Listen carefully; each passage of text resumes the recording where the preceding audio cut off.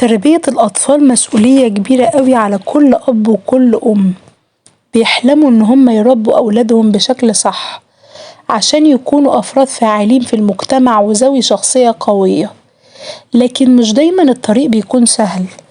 النهاردة هحكي ليكم قصة عن أم كانت بتواجه تحديات كبيرة أوي في تربية أولادها، وبالذات في تربية طفلها، وإزاي قدرت تتغلب عليه وتعلمه أسس التربية السليمة اللي ساعدته إن هو يبقى شخص سوي في المجتمع. أنا فاطمة، أم لطفل صغير اسمه عمر.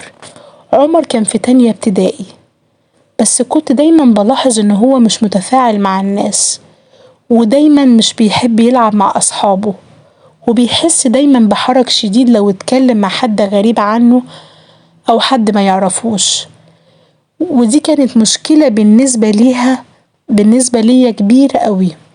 وكنت عايزة أخلي عمر واثق في نفسه أكتر وبيقدر يتفاعل مع المجتمع أكتر. في البداية بدأت إن أنا أستخدم أساليب تقليدية، زي إن أنا أعاقب عمر لو اتصرف بشكل غلط، لكن في كل مرة كنت بحس بنتيجة عكسية للأسف، لأن عمر ابني بدأ إن هو يحبط ويتوتر من الحاجات اللي بيشوفها أو يسمعها، وما كنتش عارفة أعمل إيه.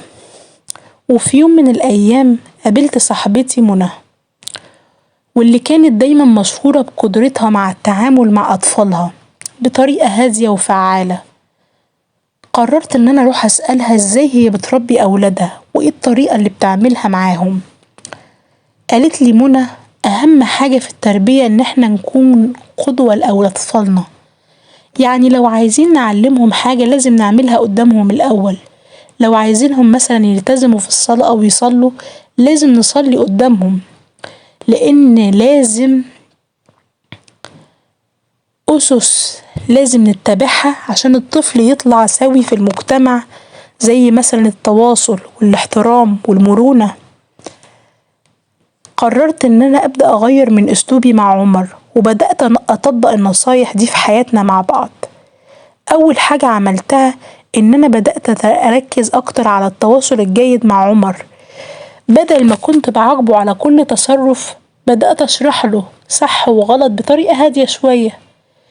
كنت دايما بقعد معاه وبسمعه لما بيشتكي أو يحكي عن يومه، وده بيخلي عمر إن هو يحس إن هو مهم، وكمان بادئ إن هو يعبر عن نفسه بثقة.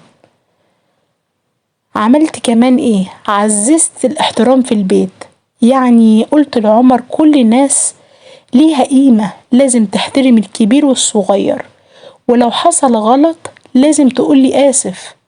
عمر ابني بدأ يتعلم قيمة الاعتذار، وإن هو إزاي يتعلم ويتعامل مع الناس برفق ولباقة. وعلمته كمان المرونة في التفكير، لما كان عمر بيتعرض لمواقف صعبة أو يحس بالإحباط كنت دايما بقوله: الحياة مش دايما سهلة، لكن لازم تحاول تاني وتشوف إزاي ممكن نحل المشكلة. علمته إن الفشل مش النهاية، لكن مجرد درس لازم نتعلم منه. التواصل الفعال مع الطفل ده شيء مهم جدا، الطفل مش هيفهم الصح من الغلط إلا لو انت شرحت ليه، وده بيخلي التواصل بين الأم والطفل أقوى. إنك تكون قدوة لولادك، يعني لو عايز تعلم ابنك حاجة خليها قدام عينك. الأطفال بيتعلموا أكتر من الأفعال مش من الكلام.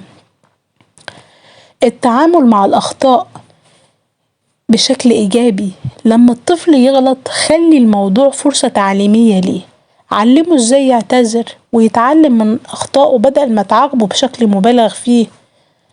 التوازن بين الحزم والمرونة، لازم يكون في توازن بين إنك تكون حازم في مواقف معينة وفي نفس الوقت تكون مرن في مواقف تانية بتستدعي كده، لأن الطفل اللي بيساعده على كده إن هو بيبقى متوازن وعنده اتزان في تصرفاته. تعليم الطفل أهمية الاحترام، لما الطفل يتعلم احترام نفسه والآخرين ده بيخليه يقدر يكون جزء مهم في المجتمع، ويعرف يتعامل مع الناس بكل حب واحترام.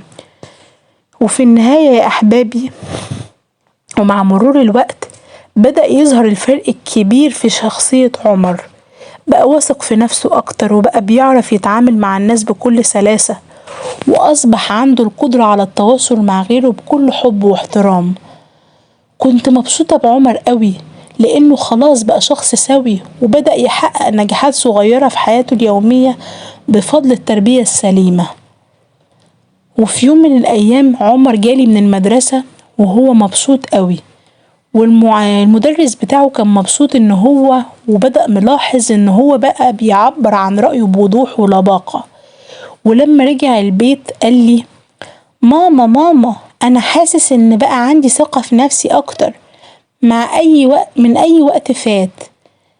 ضحكت وابتسمت له وقلت له: أنا فخورة بيك يا عمر، وإن شاء الله دايما تكون أفضل. التربية السليمة مش مجرد تعليم الطفل شوية قواعد، لكنها رحلة طويلة من التفاهم والتوجيه الصحيح. لازم نكون قدوة لأولادنا بتربية أطفالنا بشكل صحيح. خلي عندك إصرار وصبر، ولازم تكون قدوة ليهم عشان يشوفوك ويتعلموا منك. لو عجبكم القصة ما تنسوش تشتركوا في القناة وتدوسوا لايك. بشكركم.